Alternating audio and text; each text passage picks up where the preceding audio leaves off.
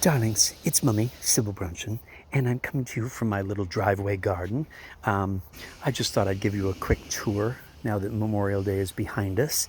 You can see that my beautiful Japanese painted fern, of which there are 3 of them in that one pot. Actually, if you remember, there are 2 that were left out at the nursery through the winter. They weren't winterized or hidden away or anything, and they're little pots. They looked completely dead, and you know how I am with orphan plants and animals. So I love rescuing. My cats were always rescues. So here we have 2 orphan that were literally like dead Japanese painted ferns, and one rather healthy one that was added in there, and they are all just mixing and matching and having a ball in there. I mean, could anything be prettier? They don't even look real, and look how they unfurl. Isn't it wonderful how ferns unfurl? They're so primitive and so early. They predate flowers as an animal species, as a family.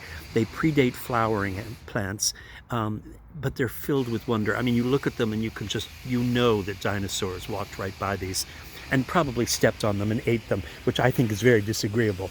Anyway, someone is power washing their deck back there. We have our lily of the valley, which have gone by. Very invasive, beautiful.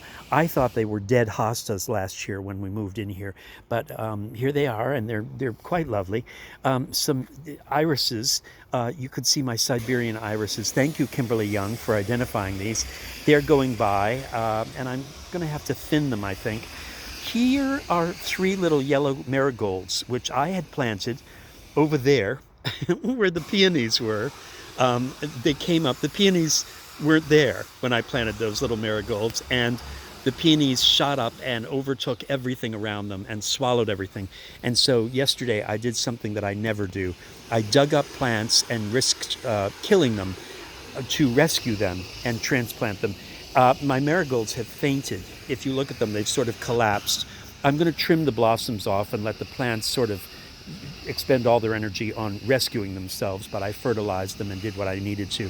They're out here in the sun and in the open where they have a much better chance than being buried in those peonies. Here are some Shasta daisies and some other Shasta daisies. Again, I planted things in here with no knowledge of there being irises, Siberian irises. So again, I wanted this to be a wildflower garden, and it's more of a wildflower garden than even I had expected. I guess what I wanted was a country garden, and so everything is hodgepodge because it's all growing weirdly and strangely, and it's just, there's no respect to height or anything. Everything is just a jumble. So as opposed to being an English country garden, it's really a wildflower garden, and you can see it's just a mess of flowers that are growing on top of each other, one thing after another.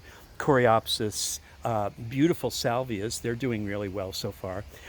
There's a plant in there that I can't remember the name of it, I'll look on the tag, but you could see I trimmed away the peonies to give them some light there. Marigolds, of course, a delphinium that's just beyond gorgeous, and those are perennials, so I'm hoping it's going to come back next year even better. Catmint, echinacea is right there. Verbena, which I'm trying to, Mexican gold. Oh, here's a blanket flower that I just got. I planted there. I'm hoping it's going to do well. More daisies, my beautiful little forget-me-nots, and just different spermatozoas, whatever, ageratums that are struggling. Look at this. Everybody, attention. Kimberly Young, paging Kimberly Young.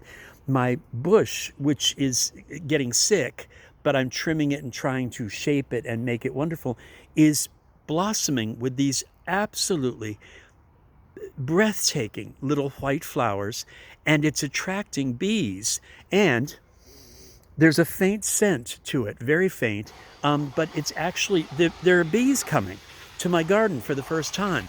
So it's really wonderful, and I would love to have somebody identify what this bush is and the other one. And then look in there.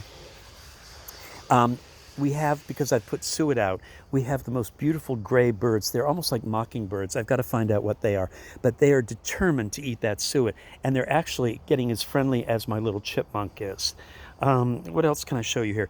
The thing about peonies is tricky. My neighbor told me that She said that these peonies last year before I moved in were a third of the height they are now. So Mummy indeed has a green thumb. But they just, they're ridiculous. They're truly like man-made flowers. They've been so overbred and fiddled with genetically that they're unwieldy. I mean, the blossoms are too big for the strength of the stalks. You shouldn't have to be putting up cages and string in this kind of sad, hillbilly-looking structure to keep peonies up in the air. We've obviously tampered with nature so much that left to their own devices, these peonies would bloom. They would already be tipping over. They'd be falling over before they bloomed, and then they would bloom in the mud. What sense does that make? No sense at all. So we've sort of tampered in God's domain. These are like the Frankenstein of the garden. They're big, they're showy. Yes, they smell lovely in a kind of spilled perfume at Saks Fifth Avenue counter way. But it's just ridiculous. I mean, at this point, I want them to blossom enough that I can cut them and put them on a vase inside the house and then trim this foliage down. It's just ridiculous, ridiculous. And I wish I had known that we were going to have a stand of peonies and all of these irises, because I would never have subjected all these perennials and annuals to the abuse they're getting. It's ridiculous. As if the soil isn't clay and rocky enough. Now they're struggling with each other to survive under these grotesque, gigantic peonies. Whatever. There's something, and my neighbor, Vidya, came over, and she said that she preferred smaller flowers, like the little irises, the little this, the little salvias. And I'm with her. It's like sensible little flowers. Yes, everything in my garden has probably been genetically adjusted by, botanists, certainly the marigolds. But they're not quite as artificial as the geraniums and the tulips. These flowers no longer attract bees or butterflies. They've been genetically designed so that they offer nothing. Whereas this bush is like, bees are going to the little blossoms. Bees are coming to the coreopsis. So peonies sort of, yes, they're showy, but dear God, it's like having a bridge party where everyone's playing bridge and having a wonderful time, and suddenly someone sets off $50,000 worth of fireworks at the table. It's like, well, good heavens, what are you doing? Whatever. Anyway, so as you can see, the Pachysandra is marching up the driveway. I'm beginning to clear it out, and I'm going to build a dike right along here to keep out the Virginia creeper, the Pachysandra, and whatever this is. Paging Kimberly Young, what is this plant? And what is this plant? Okay, can you tell me? I've got two plants, 1, 2, mixed in with a Pachysandra. Neither of them look like they're going to blossom. So I really don't quite know what's going on. I'm pretty sure that's Virginia creeper or some sort of ivy. Definitely not poison ivy. God, can you imagine if it was poison oak? And then this was something that leafed out, like definitely a bulb plant of some sort, but never flowered, probably because the Pachysandra, made it impossible for it. So there you go. It's garbage night. My irises, I told you I was going to trim all the iris stalks out, which I did. And this is what they look like. And as these leaves begin to yellow and flop, which they will, they will be cut into the cute little chevron way of dealing with them, so that they are, neat and clean and just a ground cover. My hydrangea is doing very well, very, very well. I mean, there's a little leaf brown there. I don't know what that is, but I don't know if they're going to flower, but they certainly are healthier than they were when they were those dead stalks. And then look at the new addition. A honeysuckle. I've planted a honeysuckle here, and it's going to climb that cage and hopefully cover the meter and this pole and be something that can be there. It's not getting 8 hours of sun, but it's getting some. And there's my beautiful, beautiful little periwinkle, my little myrtle tucked in there, which is doing well. And then one last addition that I'm going to show you, and that is this. In honor of my friend who passed away on Fire Island, here's my mandevilla, mixed in with some beautiful New Guinean patience. Look at this mandevilla. That was Jeffrey Piccolomini's favorite plant. He had them growing on his deck in Fire Island. And so I bought this white one, and it's already beginning to climb.